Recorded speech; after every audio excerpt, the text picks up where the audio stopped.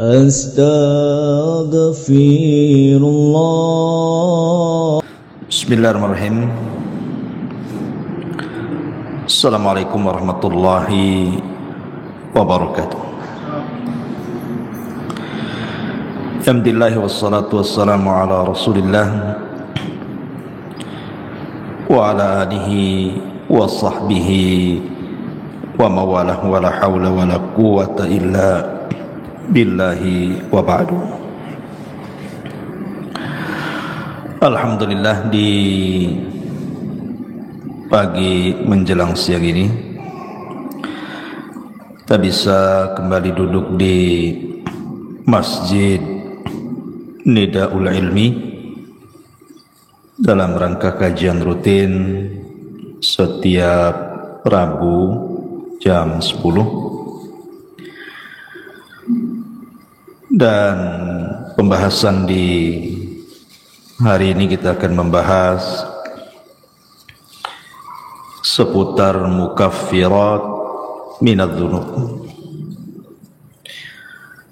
hal-hal yang bisa menghapuskan dosa-dosa.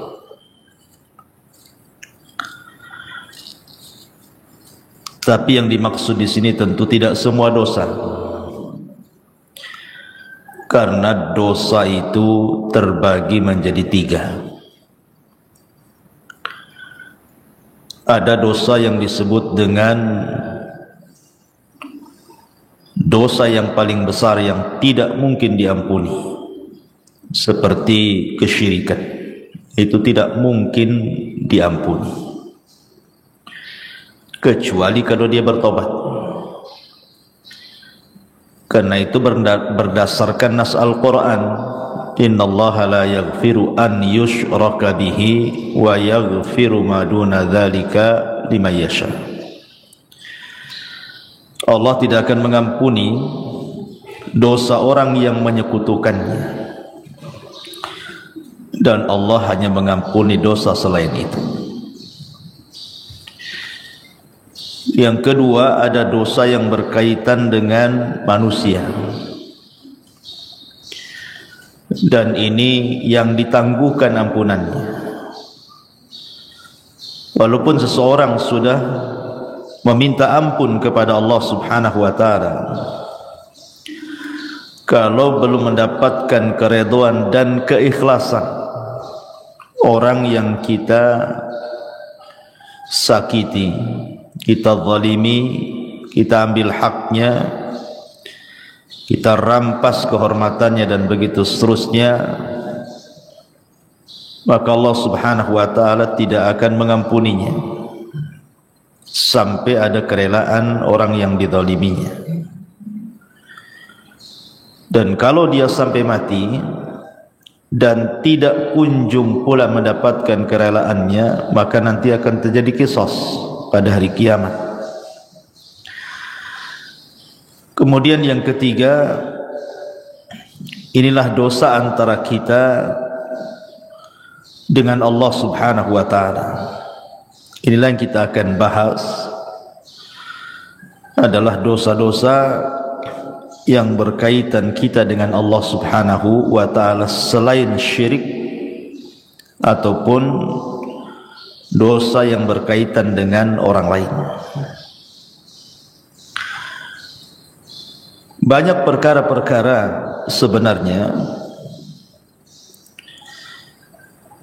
yang hanya dengan melakukan amalan-amalan tertentu, maka Allah Subhanahu wa ta'ala dengan sendirinya akan mengampuni dosa-dosa kita. Bahkan ada amalan-amalan itu yang kalau dilakukan itu, walaupun dosa kita sebanyak buih di lautan, maka Allah Subhanahu wa ta'ala akan mengampuninya.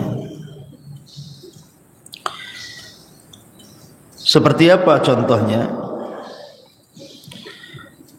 Nabi sallallahu alaihi wasallam bersabda dalam sebuah hadis,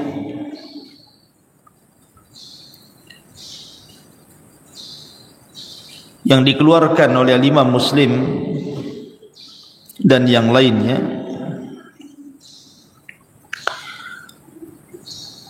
ketika menyebutkan riwayat tentang dosa-dosa yang akan diampuni walaupun dosa itu sebanyak buih di lautan. Kata Nabi sallallahu alaihi wasallam,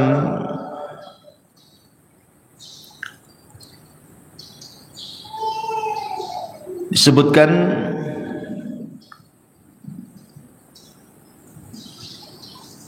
Taib.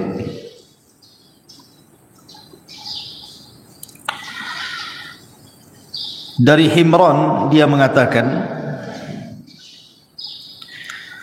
falamma tawadda'a Uthman qala wallahi la uhaddithannakum hadithan wallahi laula ayah fi kitabillahi ma haddathtukumuhu inni sami'tu Rasulullah sallallahu alaihi wasallam yaqul la yatawadda rajulun fayuhsinu wudu'ahu thumma yusalli salata illa ghufira lahu ma bainahu wa baina as-salati allati taliha. Qala Urwah al-ayah innal ladzina yaktumuna ma anzalna minal bayyinati wal huda ila qawlihi al-la'inun, rawahu Muslim.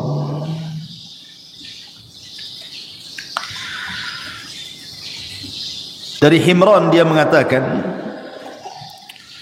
ketika Uthman ibn Affan radhiyallahu anhu, beliau melakukan wudu. Kemudian dia mengatakan, demi Allah, saya akan ceritakan kepada kalian sebuah hadis. Demi Allah, kalau bukan karena ayat dalam Al-Quran, tentu aku tidak akan ceritakan ini kepada kalian. Aku mendengar Nabi SAW bersabda, tidaklah seseorang berwudu, kemudian memperbaiki wudunya, kemudian salat, maksudnya salat 2 rakaat wudu, kecuali akan diampuni antara dia dan jarak salat dia yang akan dilakukan setelahnya. Maka Urwah mengatakan yang dimaksud ayat oleh Uthman itu adalah sesungguhnya orang-orang yang menyembunyikan apa yang kami turunkan dari keterangan-keterangan dan petunjuk sampai kepada perkataannya, merekalah orang-orang yang akan dilaknat oleh Allah Subhanahu wa ta'ala. Lihat bagaimana di sini Uthman ibn Affan radhiyallahu anhu menjelaskan bahwa wudu itu bisa menggugurkan dosa. Jadi tetesan-tetesan air wudu itu bisa menggugurkan dosa kita. Artinya bahwa hanya semata-mata kita berwudu itu sudah diteteskan dosa-dosa kita lewat air wudu tadi.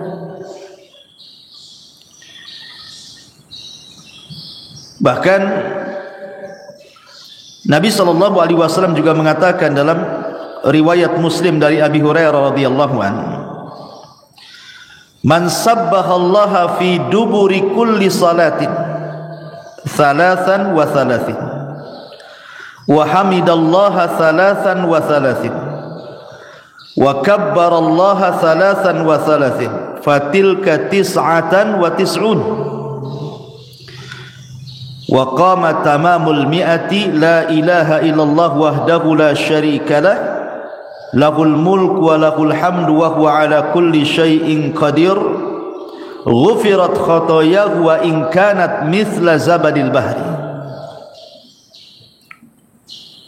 Jadi kalau seandainya wudu tadi Bu itu sudah menggugurkan dosa, semata-mata ibu wudu itu bisa menggugurkan dosa tuh dari air-air wudu itu. Kemudian ibu melaksanakan sholat wajib, Setelah solat wajib itu kan ada zikir, Bu. Lihat bagaimana keutamaan zikir ba'da solat itu. Barang siapa yang bertasbih setiap selesai solat 33 kali, maksudnya ucapan subhanallah, kemudian mengucapkan alhamdulillah 33 kali, kemudian mengucapkan takbir Allahu Akbar 33 kali, maka jumlahnya 99 kali, digenapkan dengan la ilaha illallah wahdahu la syarikalah lahul mulk wa lahul hamdu wa huwa ala kulli syai'in qadir, kecuali akan dihapuskan kesalahannya walaupun sebanyak buih di lautan. Jadi jangan pernah meremehkan zikir setelah solat, Bu. Lihat bagaimana keutamaannya, luar biasa. Siapa yang bisa menghitung buih di lautan? Tidak ada. Tapi Nabi SAW mengatakan walaupun dosa kita seperti buih di lautan akan diampuni. Kemudian contoh yang lain dari Abu Hurairah radhiyallahu an, hadis ini disepakati Bukhari dan Muslim. Nabi SAW mengatakan man qala subhanallah wa bihamdi fi yaumin mi'ata marratin huttat khatayahu wa in kanat mithla zabadil bahri. Siapa yang melazimkan ucapan subhanallah wa bihamdi, kan mudah, Bu, ya, subhanallah wa bihamdi, sekali dengar saja hafal tuh. Fi yaumin mi'ata marrah, dalam satu hari itu 100 kali. Pamannya ibu bagilah, pagi berapa kali, siang berapa kali, sore berapa kali, malam berapa kali, pokoknya 100 kali dalam sehari. Tapi lihat pahalanya, maka akan dihapuskan kesalahannya walaupun seperti buih di lautan. Subhanallah, hanya mengucapkan subhanallah wa bihamdi 100 kali itu sudah menghapuskan kesalahan kita walaupun sejumlah buih di lautan. Atau contoh yang lainnya, hadis dari Abi Hurairah yang dikeluarkan oleh Imam An-Nasa'i dan Ibnu Hibban dalam sahihnya, man qala hina ya'wi ila firashihi la ilaha illallah wahdahu la syarikalah lahul mulk wa lahul hamdu wa huwa ala kulli syai'in qadir la haula wa la quwwata illa billahil aliyyil azim subhanallah walhamdulillah wa la ilaha illallah Allahu akbar ghufirat lahu dhunubuhu aw khatayahu wa in kanat mithla zabadil bahri. Siapa yang menuju pembaringannya sebelum tidur, maksudnya, Bu, ibu baca la ilaha illallah wahdahu la syarikalah, tidak ada sembahan yang berhak disembah kecuali Allah, dialah semata yang tidak ada sekutu baginya. Lahul mulku wa lahul hamdu, baginya kerajaan, baginya pujian, wa huwa ala kulli syai'in qadir, dan dia atas segala sesuatu maha mampu. La haula wa la quwata illa billahil aliyyil azim, tidak ada daya dan kekuatan kecuali milik Allah yang maha tinggi lagi maha agung. Subhanallah, maha suci Allah. Walhamdulillah, segala puji hanya milik Allah. Wa la ilaha illallah, tidak ada sembahan yang berhak disembah kecuali Allah. Wallahu akbar, dan Allah maha besar, kecuali akan diampuni dosanya atau kesalahannya walaupun kesalahan ibu itu sejumlah buih yang ada di lautan. Hanya membaca satu kali ini saja loh sebelum tidur. La ilaha illallah wahdahu la syarikalah lahul mulku wa lahul hamdu wa huwa ala kulli syai'in qadir la haula wa la quwata illa billahil aliyyil azim subhanallah walhamdulillah wa la ilaha illallah Allahu akbar. Cukup menghapuskan kesalahan kita walaupun sejumlah buih yang ada di lautan. Subhanallah Bu ya, lihat. Sebenarnya amalan-amalan zikir seperti ini itu kan bisa kita lakukan. Karena zikir itu bisa dilakukan, anak kecil bisa melakukannya, orang remaja bisa melakukannya, orang dewasa bisa melakukannya, orang tua bisa melakukannya, laki-laki bisa, perempuan bisa, kapanpun bisa. Tidak harus mengeluarkan modal, yang penting dihafal, dibaca. Tapi lihat pahalanya, menunjukkan bahwa zikir itu amalan yang luar biasa.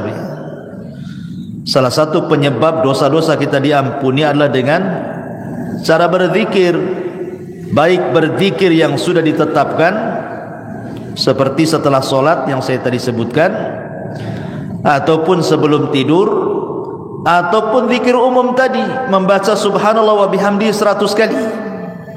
Tapi itu sudah cukup tuh menghapuskan dosa kita walaupun sejumlah buih di lautan. Luar biasa.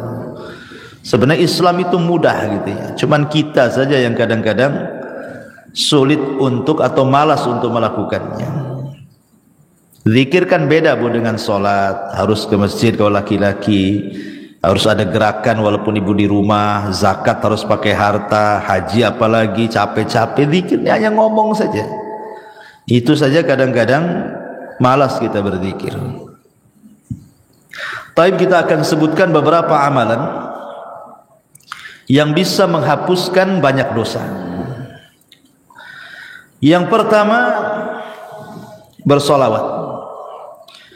Bersolawat kepada Nabi sallallahu alaihi wasallam. Dari Anas radhiyallahu an, Nabi sallallahu alaihi wasallam bersabda, "Man shalla alayya salatan wahidatan sallallahu biha asyra salawatin wa khutta anhu biha asyra sayyiatin wa rafa'ahu Allahu biha asyra darajat."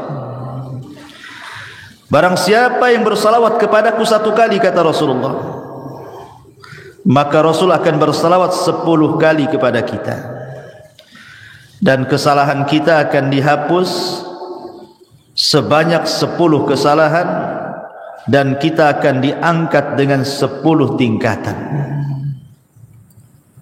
Hanya bersalawat saja Bu. Allahumma salli ala Sayyidina Muhammad, hanya ngomong begitu, maka Allah akan utus malaikat membawa salawat kita menuju mana? Malaikat akan datang ke kuburan Nabi, kemudian akan memberitahukan kepada Nabi kita bahwa ada di antara umatmu yang bersalawat kepadamu, maka Rasul akan bersalawat 10 kali kepada kita. Subhanallah, apalah sulitnya bersalawat sambil jalan dari sini pulang, atau tadi dari rumah ke sini Allahumma sholli ala Muhammad, kan gak ada susah. Biasakan. Kalau bisa setiap ibu kaget itu yang dibaca. Karena saya di masyarakat itu aneh-aneh, kalau orang kaget apa pula yang diomongkan tuh. Ya. Bahkan saya punya kawan tuh, kalau kaget bilang jangkrik, kan sayang gitu. Kaget saja jangkrik katanya. Ya Allah kan. Apa susahnya Allahumma sholli ala Muhammad daripada jangkrik yang disebut? Ya, jadi salawat itu 1 kali sudah menghapuskan 10 kesalahan dari kita, mengangkat lagi 10 derajat dari kita. Rasul pula bersalawat 10 kali kepada kita. Ini yang pertama. Yang kedua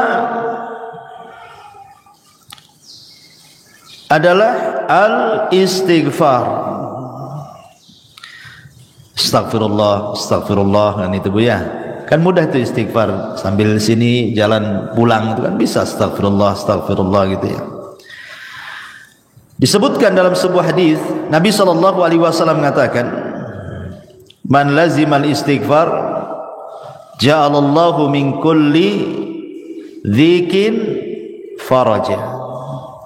Siapa yang melazimkan baca istighfar, maka Allah akan jadikan kesulitannya lapang. Bahkan Nabi Allah subhanahu wa ta'ala berfirman, "Wa man ya'mal su'an aw yadlim nafsah thumma yastaghfirillaha yajidillah ghafurar rahimah." Siapa yang melakukan kesalahan dan menzalimi dirinya, kemudian dia memperbanyak istighfar, maka Allah Subhanahu wa taala akan mengampuni dosanya, karena dia zat yang maha pengampun lagi maha penyayang. Dan lebih khusus lagi Rasul mengatakan, man istaghfarallaha fi duburi kulli salatin thalatha marrat faqala astaghfirullah alladzi la ilaha illahu al-hayyul qayyum wa atubu ilaih, ghufira lahu wa in kana qad farra minaz zahfi. Barang siapa yang mengucapkan astaghfirullah setiap selesai solat 3 kali saja, astaghfirullah alladzi la ilaha illahu al-hayyul qayyum wa atubu ilaih, maka Allah akan ampuni walaupun dia membawa dosa pernah lari dari pertempuran. Lari dari peperangan itu, Bu, dosa besar. Enggak boleh orang lari dari peperangan itu, kecuali kalau musuhnya lebih banyak. Umpamanya lebih dari 3 orang, 1 melawan 3 orang, boleh lari. Tapi 1 melawan 2 orang enggak boleh lari, sebab kalau lari dosa besar. Walaupun dia punya dosa besar, lari dari pertempuran, kalau dia istighfar 3 kali setelah sholat, Allah akan ampuni dosanya. Luar biasa. Ini yang kedua. Yang ketiga, salawatul khams, salat 5 waktu. Dari Abu Hurairah radhiyallahu an, Nabi SAW bersabda yang dikeluarkan Imam Muslim, as-salawatul khamsu wal jum'ati ilal jum'ati kafaratun lima bainahunna ma lam taghshal kabair. Salat 5 waktu dan Jumat ke Jumat adalah kafarah bagi dosa-dosanya selama dia tidak menenggelamkan diri dengan dosa besar. Sekarang ini, Bu, melakukan dosa kecil itu mudah sekali. Kalau dulu mungkinlah ya melakukan dosa kecil tetapi agak sulit gitu ya. Tapi kalau sekarang ini hampir tiap hari kita melakukan dosa kecil, Bu. Karena setiap kita ini punya handphone masalahnya. Terkadang di handphone itu kan nengok YouTube, nengok Facebook, nengok TikTok, ya kan? Atau apalah gitu ya. Terkadang nengok aurat di situ, entah laki-laki entah perempuan. Ya, yang di iklan-iklan lewat gitu kan. Kadang-kadang yang lewat di iklan itu kan enggak pakai jilbab juga tuh. Kadang-kadang ada yang lagi sepak bola gitu kan, di atas lutut celananya itu kan aurat laki-laki. Kadang terlihat laki-laki, terlihat aurat perempuan hampir setiap hari. Entah di iklan, entah di apa gitu kan. Itu kan termasuk dosa kecil. Maka kalau seseorang kemudian melanggengkan solat 5 waktu, maka solat dari zuhur ke asar, asar ke maghrib, maghrib ke isya, isya ke subuh, subuh ke zuhur, itu di antara selang waktu solat wajib ke wajib berikutnya itu menghapuskan dosa. Bahkan di zaman Nabi ada seorang anak muda itu berkhalwat dengan seorang perempuan, tapi tidak melakukan zina, maksudnya zina benaran. Hanya mungkin ya pegang-pegang, peluk-peluk, cium-cium gitu saja kan. Tapi tidak sampai zina besar. Tapi di mata para sahabat, dosa yang seperti itu sudah dianggap dosa besar itu. Nyesel dia. Datang dia kepada Nabi. Rasul, saya sudah melakukan dosa besar katanya. Kenapa? Kata Rasul, tadi saya berkhalwat dengan seorang perempuan begini, tapi tidak sampai melakukan zina besar, hanya berkhalwat saja. Kata Nabi SAW, hal sallaital asra ma'iya jama'atan, apakah tadi engkau solat asar bersamaku jamaah? Kata anak muda ini, ya wahai Rasul. Apa kata Rasul? Idhab faqad ghafarallahu lak, pergi kamu, Allah sudah ampuni dosamu. Kenapa? Karena Allah mengatakan innal hasanat yudhibna sayyi'at, bahwa kebaikan-kebaikan itu bisa menghapuskan keburukan. Baik, selanjutnya apa lagi? Sedekah. Dalam sebuah hadis yang dikeluarkan ataupun dari sahabat Hudzaifah bin Yaman, ketika Umar bin Khattab radhiyallahu an menanyakan kepada Hudzaifah soal fitnah yang akan terjadi di akhir zaman, maka kemudian adalah yang kemudian Hudzaifah bin Yaman mengatakan, ana sami'tuhu yaqul, aku mendengar Nabi SAW bersabda, kata Hudzaifah, fitnatur rajuli fi ahlihi wa malihi wa jarihi tukaffiruha as-salatu was-siyamu was-sadaqah. Fitnah seseorang dari keluarganya, dari hartanya, dari tetangganya itu bisa digugurkan dengan salat, puasa dan sedekah. Jadi sedekah juga bisa menggugurkan dosa. Bahkan kalau seandainya sedekah itu dilakukan secara sirriyah, tidak terang-terangan, Bu, yang tahu hanya ibu dengan Allah Subhanahu wa taala saja. Gimana caranya Ustaz sedekah sirriyah itu? Oh, gampang. Sekarang kan di handphone itu sudah banyak tuh program SMS banking itu, Bu, ya. Kirim saja lewat SMS banking. Kemudian coret namanya, kan? Gak nampak tuh. Pengirimnya dicoret. Kan tidak ada yang tahu siapa pengirimnya. Sudah gitu saja. Tinggal konfirmasi. Ya, jangan dikasih tahu konfirmasinya. Kalau udah tahu nomornya, tahu pula dia, kan? Pakai nomor lain. Ya, jadi orang tak tahu yang dari sumbangan tuh. Makanya Nabi SAW mengatakan, sadaqatus sir tudfi'u ghadaba rabb. Bahwa sedekah yang tidak terang-terangan itu bisa menghilangkan kemurkaan Allah Subhanahu wa taala. Bahkan dalam riwayat, tudfi'ul khati'ah kama yudfi'ul ma'un nar. Bisa menghilangkan kesalahan seperti api bisa dipadamkan dengan air. Rawahu Tirmidzi. Jadi sedekah juga bisa menggugurkan dosa. Kemudian apalagi intidharus shalah. Intidharus shalah, menunggu waktu salat. Rindu rasanya ibu itu di rumah itu, kapan duhur kok lama kali ya, katanya. Nanti sudah surat duhur, kapan asar ini kok lama kali. Habis asar, aduh, kapan nih maghrib ini kok lama kali. Ini terbalik, aduh, udah duhur lagi, katanya. Nanti asar, cepat kali waktu ini, baru tadi itu sudah asar. Ah, itu sholat jadi beban bagi dia tuh kalau ngomong kayak gitu tuh.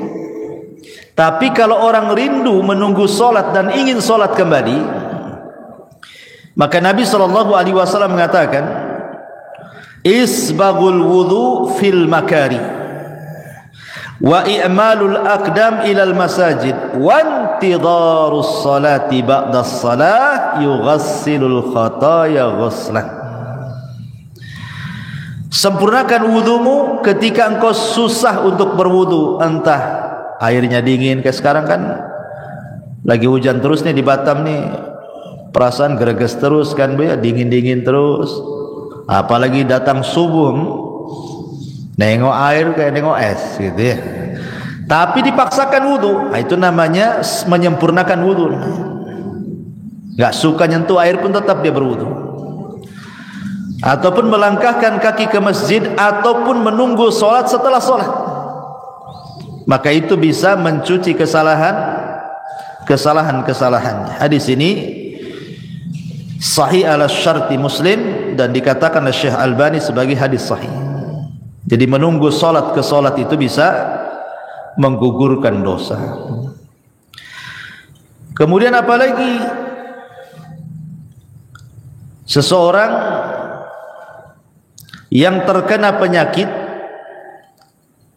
ataupun seseorang yang dilanda kesulitan, kesedihan, masalah gitu ya. Kemudian dia sabar. Kata Nabi SAW dari hadis Aisyah radhiyallahu anha, "Ma min musibatin tusibul muslim illa kaffarallahu biha anhu hatta syaukata yushakah." Rawahul Bukhari. Tidaklah sebuah musibah menimpa seorang muslim kecuali Allah Subhanahu wa taala akan jadikan itu kafarah bagi dia, penghapus dosa-dosanya. Sampai kepada duri yang menancap sekalipun kalau dia sabar. Umpamanya ibu nih jalan kaki dari sini, tiba-tiba kok adalah yang nancap itu, entah tusuk sate gitu ya, atau mungkin duri tanaman. Kemudian ibu merasakan sakit, tapi ibu tidak ngeluh, ibu sabar gitu ya. Alhamdulillah, mudah-mudahan ini jadi penghapus dosa gitu ya.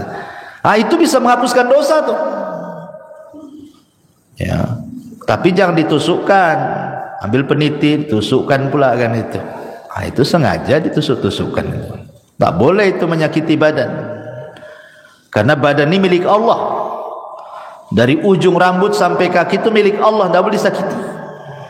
Kalau kita disakiti oleh diri sendiri, sengaja ambil peniti dicolokkan gitu ya ke badan kita, berdosa kita. Karena badan ini amanah Allah, milik Allah semuanya, harus dijaga. Ya. Kemudian juga mengucapkan alhamdulillah setelah makan, Bu. Ibu makan nih, makan apa saja, entah makan nasi, entah makan bakso, entah makan mie, entah makan apa sajalah ya. Yang penting setelah makan, ibu mengucapkan alhamdulillah. Man akala ta'aman thumma qala alhamdulillah. Barang siapa yang mengucapkan alhamdulillah setelah dia makan, maka ghufira lahu ma taqaddama min dzambi wa ma ta'akhkhar. Dia akan dihapuskan dosa-dosanya yang telah dan yang berlalu. Subhanallah. Hanya mengucapkan alhamdulillah saja habis makan, Bu, itu sudah bisa menghapuskan dosa, kan luar biasa. Apalah susahnya alhamdulillah habis makan ya. Kemudian juga ketika salat, Bu, ketika amin, ketika imam mengatakan ghairil maghdubi alaihim waladdallin, amin ya gitu ya. Ketika imam mengatakan amin, nah, kita juga ikut tuh amin. Artinya aminnya imam dengan aminnya makmum itu harus sama. Jangan imam dulu baru makmum, tidak. Dengar imam waladzalin saja, langsung ibu amin. Jadi aminnya ibu dengan aminnya imam itu sama. Maka kata Nabi SAW, idza ammanal imam fa'aminu fa innahu man wafaqa ta'minahu ta'minal malaikati ghufira lahu ma taqaddama min dzambi. Lihat, apabila imam mengucapkan amin, maka aminlah. Maka barang siapa yang cocok antara aminnya ia dengan aminnya makmum, setara gitu ya, sama-sama, kemudian bertepatan pula dengan aminnya malaikat, maka akan diampuni dosa-dosanya. Coba ngucapin amin saja loh, diampuni dosanya, luar biasa ya. Tapi yang benar, jangan kayak anak-anak amin yang kayak gitu ya. Jadi harus ada wazannya amin itu. Amin itu dibaca dua wazan, Bu. Bisa menggunakan wazan fa'ilun ya, atau fa'ilun, dibaca amin atau amin. Nah, dua bacaan, Bu. Amin itu dua bacaan, ala wazni fa'ilun atau fa'ilun gitu ya. Bisa dibaca amin ataupun amin. Nah, dua-duanya boleh. Karena arti amin itu artinya ya Allah kabulkan doa. Allahumma istajibli, itu arti amin itu. Jadi jangan main-main dengan amin itu, karena amin itu meminta kepada Allah agar doa kita dikabulkan dalam sholat. Kemudian juga contoh amalan yang lain adalah al-masyu ilal masajid, melangkah ke masjid. Itu pun termasuk yang bisa menggugurkan dosa. Seperti hadis yang tadi saya baca, isbagul wudu alal makarih wa kathratul khuta ila al masajid ghufira lahu ma taqaddama min dhanbi. Kemudian juga yang selanjutnya, bagi laki-laki al-muhafadzati ala salatil jum'ah, yang menjaga salat Jumat. Karena Rasul mengatakan al-jum'atu ila al-jum'ati kafaratun lima bainahuma. Subhanallah. Jadi kalau seorang laki-laki melaksanakan Jumat nih, pemain Jumat ini, betul-betul dia melaksanakan Jumat. Kemudian nanti ketemu Jumat minggu depan tuh Bu, antara Jumat sekarang dengan Jumat minggu depan itu dosa kita sudah diampuni tuh. Ya, makanya ibu dorong suami itu jangan malas-malas ke masjid untuk sholat Jumat kalau datang Jumatan itu. Cepatlah bang ke masjid biar dapat unta. Nanti kalau terakhir nggak dapat tuh telur ayam pun tidak dapat gitu ya. Kemudian juga yang bisa menghapuskan dosa adalah kafaratul majlis Bu. Ingat ibu ya, kafaratul majlis itu penting Bu. Ibu umpamanya datang ke arisan atau mungkin datang ke kondangan, atau ibu main ke rumah kawan, entah berdua, entah bertiga, entah berempat, ngobrol lah ibu di situ sambil makan rujak, ya kan? Nanti Bu setelah pulang Bu, setelah selesai mau balik nih Bu ya, jangan lupa Bu baca kafaratul majlis. Subhanakallahumma bihamdika asyhadu an la ilaha illa anta astaghfiruka wa atubu ilaih. Kata kawannya, kayak ustad aja katanya, ini habis ngaji ya. Bukan kafaratul majlis, bukan penutup kajian. Kafaratul majlis itu penutup majlis.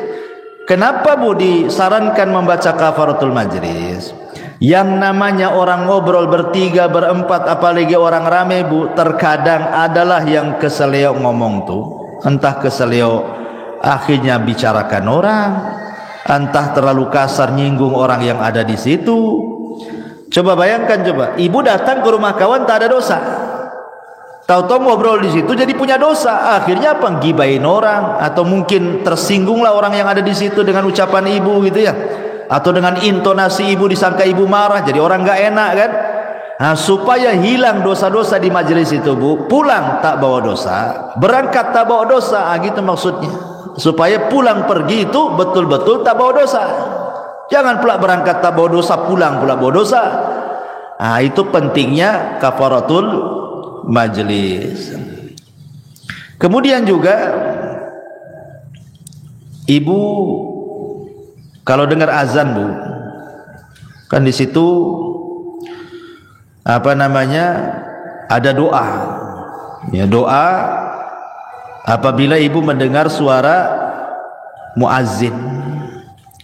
Kata Nabi SAW, biasakan kalau umpamanya ibu kan setelah membaca, kata Rasul kalau muazzin bilang Allahu Akbar ya kita Allahu Akbar kan itu ya, sampai kepada hayya ala taini ya, hayya ala shalah ya al falah, kan tidak sama tuh jawabannya. Ibu membaca la haula wala quwata illa billah, habis itu kemudian membaca doa azan kan, Allahumma rabb hadhihi da'wati tamah sampai selesai. Selepas itu ibu membaca asyhadu an la ilaha illallah wahdahu la syarikalah wa anna muhammadan abduhu wa rasuluhu raditu billahi rabbah wa bi muhammadin rasulah wa bil islami dina ghufira lahu min dzambihi. Kalau ibu membaca selepas mendengar azan asyhadu an la ilaha illallah wahdahu la syarikalah wa anna muhammadan abduhu wa rasuluh raditu billahi rabba wa bi muhammadin nabiyya atau rasula wa bil islami dina, maka akan diampuni dosa-dosanya. Coba hanya ngomong begitu saja diampuni dosa-dosanya ya.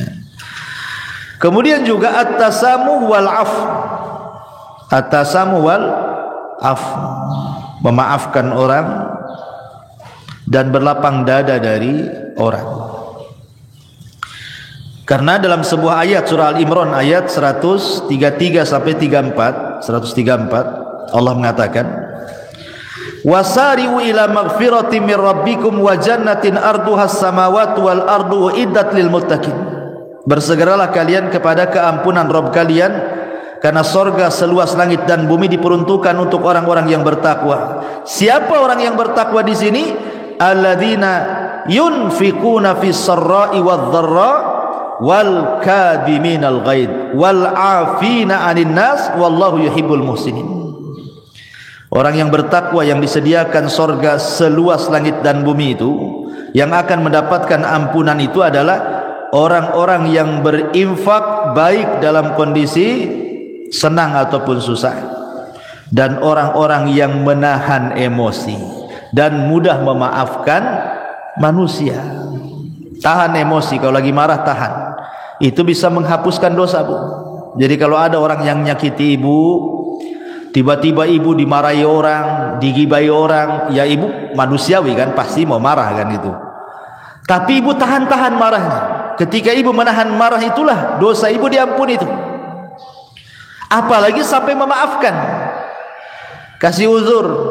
Sudahlah, saya maafkan, memang dia gitu sih, biasalah dia gitu. Dimudahkan itu ya, disederhanakan masalah, jangan dibesar-besarkan, nanti jadi tengkar.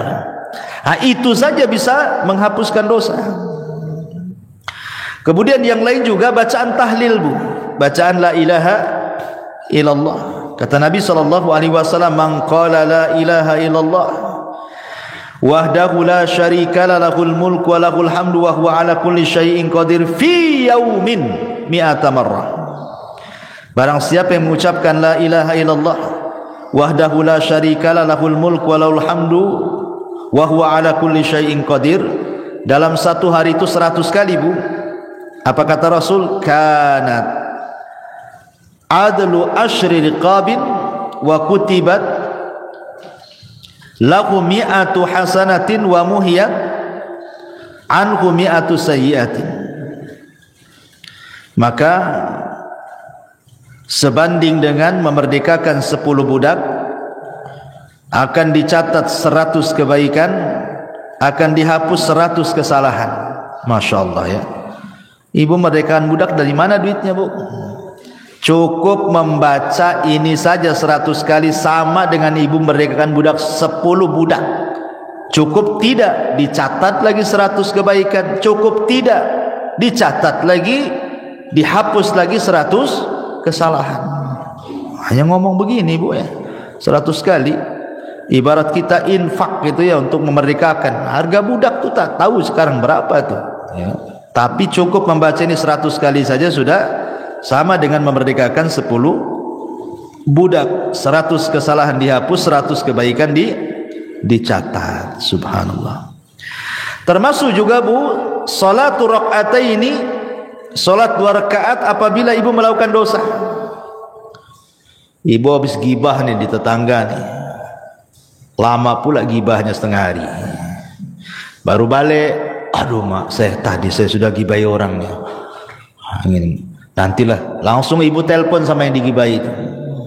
Saya minta maaf loh, tadi saya yang gibai anti loh, minta maaf ya. Habis itu ngomong sama kawan-kawan yang satu majelis tuh, saya nggak ikut-ikut loh katanya. Nah, ibu langsung sholat 2 rakaat tuh, sholat tobat namanya ya. Maka kata Nabi SAW, ma min abdin aznaba dzamban fayuhsinu tuhur thumma yaqumu fayusalli rak'ataini thumma yastaghfirullah illa ghufirallah. Tidaklah seorang hamba melakukan dosa, kemudian dia memperbaiki wudu, kemudian dia salat 2 rakaat, salat taubat, bertobat kepada Allah, kecuali Allah akan ampuni itu dosa-dosanya ya. Kemudian juga yang bisa menghapuskan dosa adalah ittiba'us sayyi'ah al-hasanah, ikuti yang buruk dengan yang baik. Jadi kalau seandainya satu hari ini kita melakukan keburukan, maka buatlah satu hari ini juga melakukan kebaikan. Boleh jadi mungkin satu hari ini ibu tidak sadar marahi orang. Orang yang dimarahinya mungkin ya kita tidak tahu apakah dia menerima atau tidak gitu kan. Tapi mungkin ibu melakukan hal yang sama. Buatlah kebaikan di situ juga. Kalau tadi marah-marah, sekarang ngomong yang baik-baik, yang santun-santun sama orang gitu ya. Jadi imbangi itu keburukan dengan kebaikan. Sebagaimana yang sering saya katakan, kalau ibu melakukan dosa yang tidak terang-terangan dalam satu hari ini 2 kali, maka lakukan juga amalan yang baik yang tidak terang-terangan 2 kali juga, supaya bisa menghapus kesalahan tadi. Karena Rasul yang mengatakan wa atbi'is sayyi'atal hasanata tamhuha. Ikutilah yang buruk dengan yang baik. Yang baik itu pasti mengalahkan yang buruk. Innal hasanat yudhibnas sayyi'at. Karena kebaikan itu bisa menghilangkan keburukan. Termasuk juga orang-orang yang mati syahid, orang-orang yang terlibat dalam perang gitu ya. Karena Rasul yang mengatakan Allah akan mengampuni dosa orang yang mati syahid apapun dosanya kecuali utang. Kecuali kalau dia punya utang lain, kata Rasul. Termasuk juga at-taubatus shadiqah.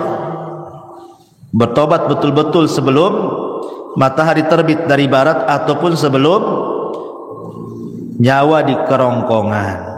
Nah, itu bisa menghapuskan dosa. Termasuk juga puasa. Pertama puasa Asyura, puasa di bulan Muharram, tanggal 10 bulan Muharram. Kata Rasul, yukaffiru sanatal madiyah, menghapuskan dosa 1 tahun ke belakang. Rawahu Muslim. Ataupun puasa Arafah tanggal 9 bulan Dzulhijjah umpamanya ya. Rasul mengatakan yukaffiru sayyi'atal madiyatal baqiyah. Kalau puasa tanggal 9 Dzulhijjah ini lebih hebat lagi pahalanya, dihapuskan kesalahannya setahun ke belakang dan setahun ke depan. Luar biasa. Ataupun puasa bulan Ramadan. Nah, itu kalau Ramadan jelas-jelas Bu ya, puasanya, sholat malamnya, Lailatul Qadarnya, itu menghapuskan dosa semua tuh.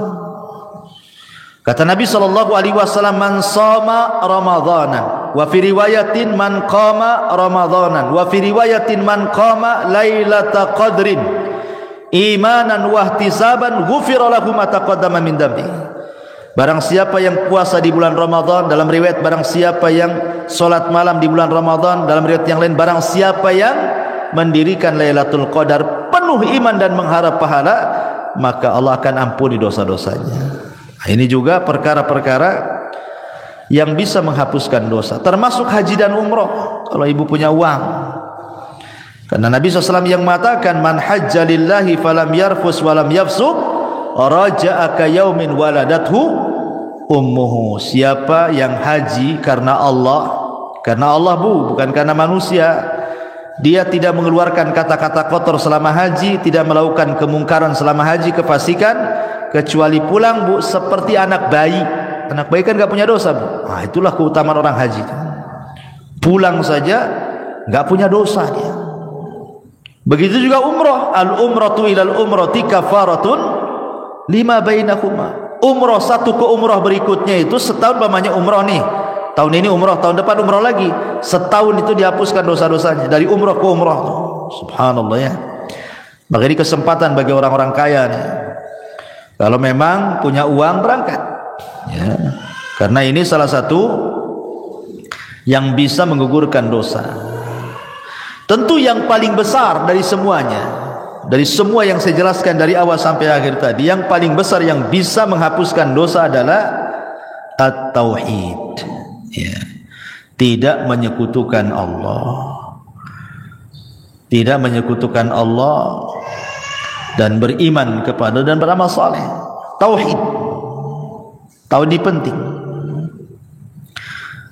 Kemudian juga amal saleh secara umum, apapun amal solehnya, sebagaimana Allah mengatakan dalam surah Al-Ankabut ayat 7, walladzina amanu wa amilus salihat lanukaffiranna anhum sayyiatihim. Orang-orang yang beriman dan beramal saleh, sungguh kami akan menggugurkan kesalahan-kesalahan mereka, termasuk berusaha menjauhi dosa-dosa besar. Dalam surah An-Nisa 31 Allah mengatakan, in tajtanibu kabaira ma tunhauna anhu nukaffiru ankum sayyiatikum. Jika kalian menjauhi dosa-dosa besar, syirik, zina, minum khamar dan begitu seterusnya, apa yang telah dilarang, maka kami akan gugurkan dari kalian kesalahan kalian. Termasuk juga berusaha menjadi orang yang takwa, menjalankan perintah, menjauhi larangan gitu ya.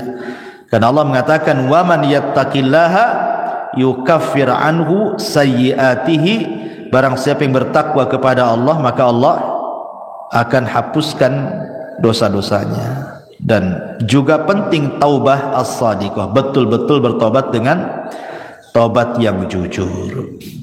Tapi kalau seandainya ini berkaitan dengan dosa besar, maka ada tambahan, bukan hanya sekedar amalan-amalan yang saya tadi sebutkan. Kalau berkaitan dengan dosa besar, ada lagi tambahan. Pertama, ikhlas, niat ingin bertobat. Yang kedua, al-iqla', betul-betul melepas dosa dan meninggalkan. Yang ketiga, an-nadam, menyesal, kenapa saya melakukan dosa. Yang keempat, aqdul azmi, betul-betul berjanji tidak mungkin kembali ke dosa itu. Kemudian yang kelima, ikuti dosa yang sudah dilakukan dengan kebaikan supaya dosanya bisa terhapuskan. Dan kalau itu berkaitan dengan hak adami, hak-hak manusia, maka kembalikan. Pernah ngambil, balikin apa yang sudah diambil. Pernah zalimi, minta keredoannya agar dimaafkan kezalimannya, dan begitu seterusnya. Ma'asyiral muslimat yang dimuliakan Allah Azza wa Jalla, adapun tentang keutamaan taubat sendiri, bertobat kepada Allah Azza wa Jalla, yang pertama, taubat itu menjadi penyebab Allah itu suka dengan kita. Makanya ada doa, Allahumma ij'alni minat tawwabin waj'alni minal mutatahhirin. Setiap kita habis wudu itu kan, ya Allah jadikan aku termasuk orang-orang yang bertobat dan termasuk orang-orang yang bersuci. Setiap wudu kita meminta kepada Allah seperti itu kan. Kenapa? Karena Allah mengatakan innallaha yuhibbu tawwabin wa yuhibbul mutatahhirin, karena Allah suka dengan orang-orang yang tobat dan suka dengan orang-orang yang bersuci. Ya. Yang kedua, bahwa tobat itu menyebabkan Allah mengampuni kesalahan kita dan menerima amalan kita. Dengan tobat itu Allah akan memaafkan kesalahan kita dan menerima amalan kita.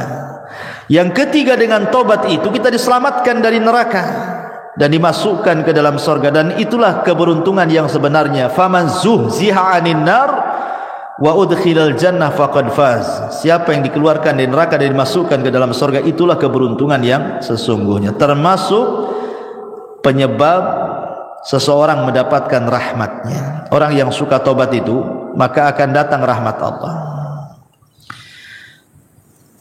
Karena Allah mengatakan Allah itu lebih senang dengan tobatnya seorang hamba dibandingkan seseorang yang safar ke padang pasir bawa unta dan semua perbekalannya di atas unta.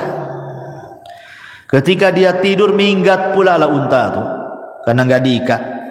Akhirnya orang ini temenung, matilah aku di padang pasir ini, tak ada minum, tak ada makan, tak ada unta katanya kan. Akhirnya dia cari sana sini enggak ketemu, sudah pasrah dia mau mati di padang pasir. Akhirnya dia pun tertidur. Ketika terbangun, untanya pula depan mukanya. Apa enggak senang, Bu? Tapi Rasul mengatakan Allah lebih senang kepada hamba yang bertobat dibandingkan orang ini yang mendapatkan unta dan perbekalannya. Kenapa? Karena Allah itu akan mencurahkan rahmatnya kepada orang yang bertobat. Termasuk tobat juga adalah sebab mendapatkan pahala besar, dan termasuk tobat juga adalah mendapatkan banyak kebaikan setelah keburukan yang dilakukannya. Baik, ma'asyiral muslimat yang dimuliakan Allah Subhanahu wa taala, intinya bahwa seorang hamba itu tidak boleh bosan untuk mencari rahmat Allah Subhanahu wa taala. Karena walaupun malaikat, Bu, malaikat itu hamba yang tidak pernah bermaksiat kan, Bu. Tapi Adam itu adalah makhluk yang bermaksiat. Tetapi Allah Subhanahu wa taala muliakan Adam dibandingkan malaikat kan, Bu. Adam bermaksiat, kemudian bertobat. Malaikat bertobat terus, tak pernah maksiat. Tapi Allah muliakan Adam. Kenapa? Perhatikan hadis Nabi sallallahu alaihi wasallam. Kata Nabi sallallahu alaihi wasallam, "Walladzi nafsi biyadi, law lam tudhnibu la dhahaballahu bikum wa la jaa biqaumin yudhnibun fayastaghfirunallaha fayaghfiru lahum." Demi zat yang jiwaku di tangannya, kata Rasul, seandainya kalian tidak melakukan dosa seperti malaikat, anggaplah kalian seperti malaikat, tidak punya dosa, tidak pernah melakukan dosa, tentu Allah akan binasakan kalian semua, dan akan didatangkan sebuah kaum yang berdosa kemudian minta ampun kepada Allah, Allah pun ampuni dia. Kenapa? Karena Allah suka dengan orang yang bertobat. Lah macam mana orang bertobat kalau tak punya dosa? Kan bertobat tu karena punya dosa, kemudian dia bertobat. Allah suka tu dengan orang yang bertobat. Tapi jangan disengaja buat dosa, nanti tak sempat pula bertobat. Ya. Jadi maksudnya di sini adalah lihat bagaimana keutamaan orang yang bertobat, kan? Karena memang Allah Subhanahu wa taala sudah memang melekatkan kepada anak Adam itu pasti berbuat dosa. Kullu bani Adam khata'un wa khairul khata'in at-tawwabun, kan itu. Setiap anak Adam itu pasti dosa. Pasti melakukan dosa. Kalau ada ibu yang mengatakan saya tidak pernah berbuat dosa, kadzabti, dusta ibu ini. Dustakan orang yang mengatakan saya tidak pernah berbuat dosa. Karena dosa itu macam-macam. Tetapi sebaik-baik orang yang melakukan dosa, tobat. Ya, bertobat kepada Allah Subhanahu wa taala. Ma'asyiral muslimat yang dimuliakan Allah Azza wa Jalla, yang jelas bahwa ingat, sebesar apapun dosa kita, sebesar apapun dosa kita, walaupun sampai membumbung ke langit sekalipun, sampai ke awan lah dosa kita itu saking banyaknya. Kalau kita datang betul-betul menghadap Allah ingin bertobat, apa dalam hadis qudsi itu? Allah katakan, "Ya ibadi, law dhunubuka ananas sama, thumma astaghfartani ghafartu laka ala ma kana minka wala ubali." Hei anak Adam, sekalipun dosamu melambung sampai ke langit, kata Allah, tapi kau datang kepadaku dengan ikhlas ingin bertobat, ku ampuni, aku enggak peduli, kata Allah. Lihat bagaimana luasnya rahmat Allah Subhanahu wa taala. Sampai Amr bin As ini kan Bu, seorang sahabat, dia baru masuk Islam setelah 20 tahun. Dia sama dengan Khalid bin Walid tuh, 20 tahun baru masuk Islam. Setelah lewat Islam 20 tahun baru masuk Islam tuh, Khalid bin Walid, Amr bin As, dan ada satu kawannya itu, 3 orang. Khalid bin Walid langsung masuk Islam, berbaiat kepada Rasul. Amr bin As pula ragu-ragu. Kata Rasul, "Kenapa kau ragu-ragu, hai Amr? Apakah kau ragu-ragu dengan agamaku?" Kata Rasul, kata Amr, "Bukan itu, wahai Rasul. Aku ingin masuk Islam tapi ada syaratnya," kata Amr gitu. Kata Rasul, "Apa syaratnya?" "Begini Rasul, kau tahu apa yang sudah kulakukan kepadamu dan sahabatmu. Sampai ketika kaum muslimin hijrah ke Habasyah juga, Amr bin As yang melobi Najasyi untuk memulangkanmu. Kau sudah tahu dosaku banyak, wahai Rasul. Saya siap masuk Islam. Pertanyaannya, aku minta syarat." Kata Rasul, "Apa syaratnya?" "Seandainya aku masuk Islam, maukah kau berdoa kepada Allah agar dosa-dosa yang selama ini kulakukan kepadamu dan sahabat-sahabatmu Allah ampuni?" Rasul pun tersenyum dan mengatakan, "Ya Amr, innal Islam yahjubu ma qabla." Amr, Islam itu menghapuskan dosa-dosa sebelum Islam. Sebagaimana taubat itu tahjubu ma qabla, menghapuskan dosa-dosa sebelum taubat. Artinya nikmat Allah, rahmat Allah itu luas. Di zaman Bani Israel ada 99 orang dibantai oleh preman, tapi dapat hidayah. Preman ini ingin bertaubat. Datang dia kepada seorang rahib, jahil pula rahib ini. "Rahib, Pak Pendeta, saya ingin masuk bertobat nih, saya sudah membunuh 99 jiwa nih, macam mana cara nebusnya nih?" Kata pendeta itu, "Oh, nggak bisa, kau dosamu udah banyak. Satu orang kau bunuh saja besar, 99 pula kau bunuh, tak bisa, nggak ada tobat bagimu." Gitu.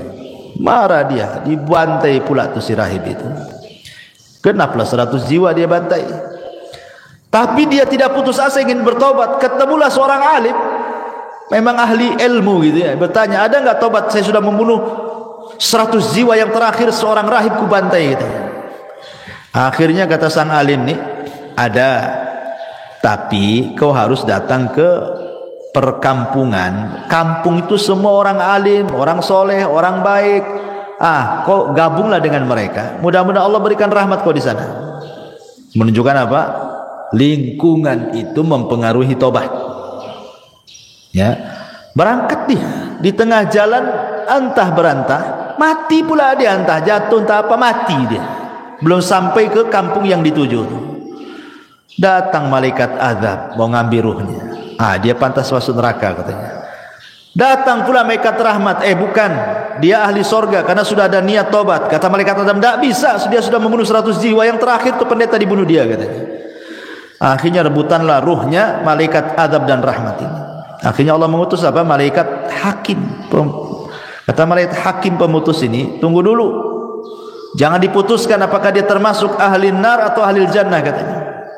Kita ukur dulu antara kematian dia, jaraknya dengan kampung yang dituju, dengan kematian dia kepada orang yang bertanya. Kalau dekat kepada yang bertanya, masukkan dia ke neraka. Kalau dekat ke kampung yang dituju, masukkan dia ke sorga. Sebenarnya disebutkan dalam riwayat itu, dia itu baru keluar dari orang yang bertanya. Artinya desa yang dituju masih jauh itu sebenarnya. Tapi karena Allah luas rahmatnya, dilipatlah bumi itu sama Allah. Akhirnya didekatkan ke kampung itu. Padahal sebenarnya dekat ke yang ditanya karena baru keluar dari orang yang bertanya itu. Tapi karena rahmat Allah itu luas, dilipat bumi sama Allah, didekatkan ke kampung yang akan dituju bertobat. Subhanallah. Itulah kenapa Allah mengatakan inna rahmati taghlibu ghadabi, rahmatku mengalahkan kemurkaanku. Allah lebih sayang. Ya, karena sudah ada niat tobat, dilipat bumi, dekatkan pula ke kampung bertobat, masuklah dia ke dalam surga. Itu menunjukkan apa?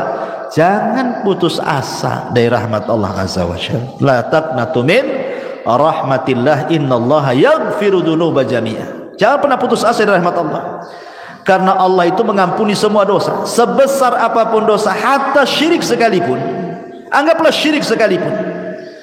Tapi kalau dia ingin bertobat kepada Allah Subhanahu wa taala, tidak ada mustahil. Allah itu Ghafurur Rahim. Allah itu Maha menerima tobat siapapun.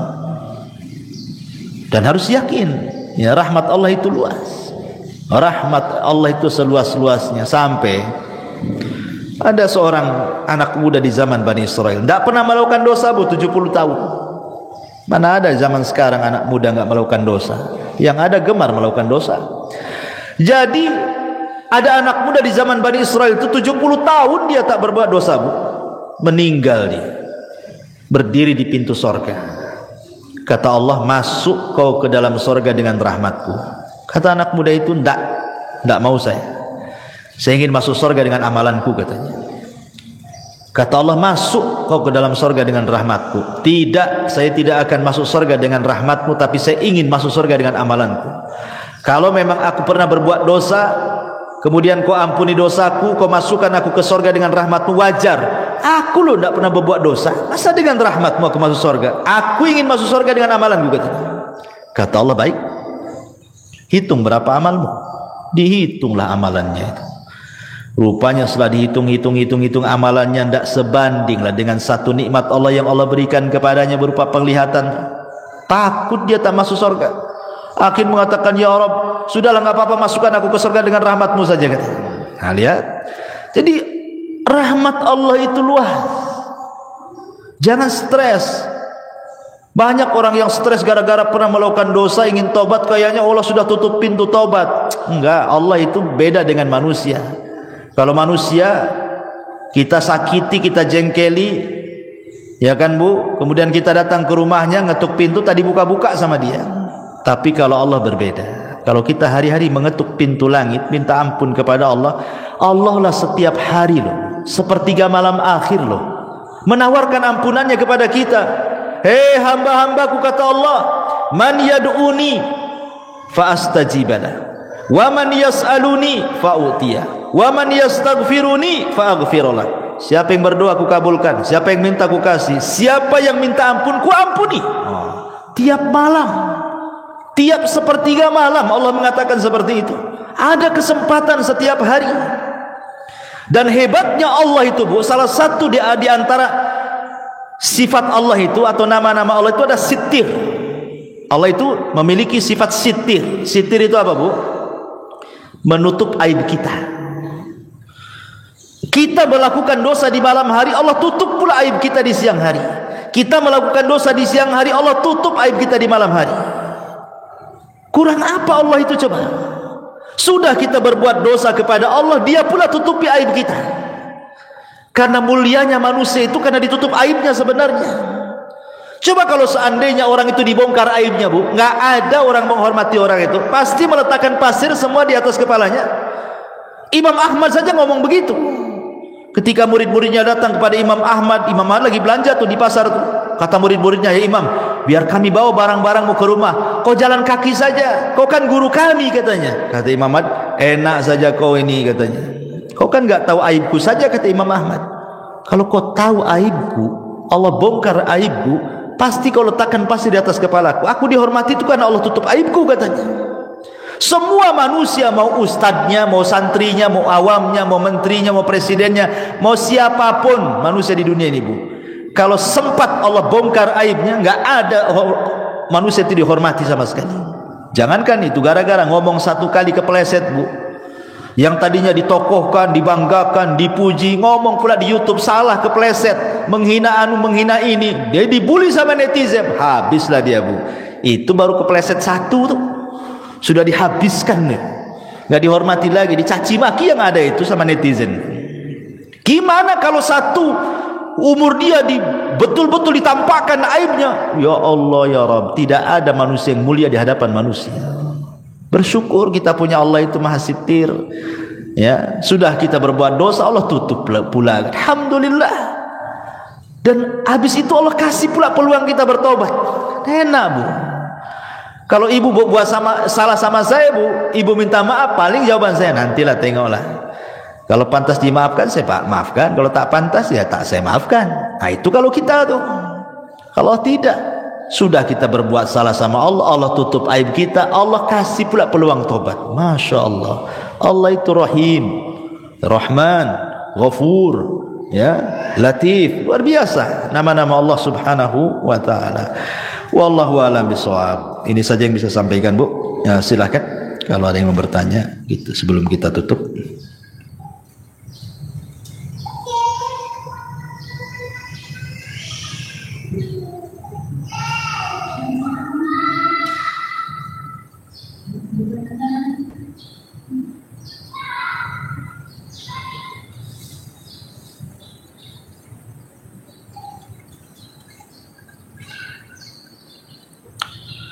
Alhamdulillah, belum ada yang bertanya. Makin cepat makin baik. Subhanakallah bihamdika, asyhadu an la ilaha illa anta, astaghfiruka wa atubu ilaik. Wallahu ta'ala alam. Assalamualaikum warahmatullahi wabarakatuh.